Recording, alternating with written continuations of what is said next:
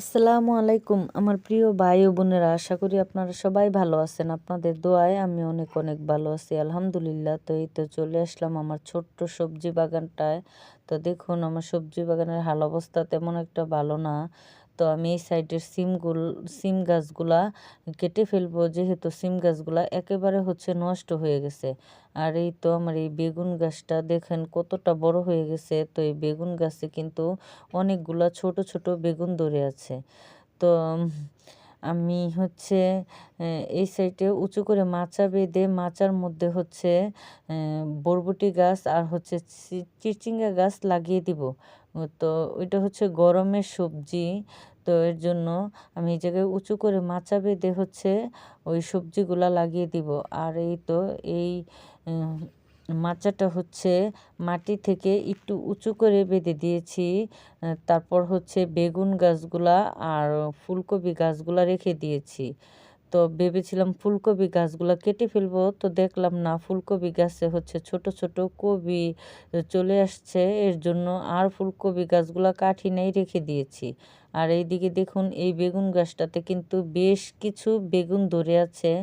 মাশাল্লাহ, অনেকগুলা বেগুনই ধরে আছে এই বেগুন গাছটাতে। এদিকে সিম গাছের মাচাটা আমি উঁচু করে দিয়েছি। আর এই তো দেখুন, আমার বাগানটা কিন্তু এখন অনেকটা বড় দেখা যাচ্ছে। তো আমি মাচাটা কিন্তু ওয়ালের সাইডে বেঁধে দিতে চেয়েছিলাম। দেখতেছি যে না, এই সাইডে মাচা বাঁধলে তেমন একটা ভালো দেখায় না। তো এই কারণে আমি আবার ওই পাশেই মাচাটা বেঁধে দিয়েছি। তো একটু একটু করে আমি আমার বাগানটা মেরামত করে নিচ্ছি, যেহেতু গরম চলে আসতেছে, গরমের সবজি লাগাতে হবে। আর এই দেখুন, আমার এই লাউ গাছে এই সাইডে 2টা লাউ ধরে আছে, আর ভিতরে আরও 3টা লাউ ধরে আছে। তো অনেক দিন যাবৎ আমার লাউ গাছের ভিডিওটা দিতে পারতাছি না, কারণ আমার গাছে প্রথম 2টা লাউ ধরেছিল। তো ওই 2টা লাউ আমরা খেয়েছি। তারপর আরও 9টা লাউ ধরেছিল। তো 9টা লাউ থেকে কিন্তু 4টা লাউ চুরি হয়ে গেছিল। তারপরে কিছুদিন আর লাউ আমাদের গাছে ধরে নাই। তো এর জন্য লাউ গাছের ভিডিওটা দিতে পারি নাই।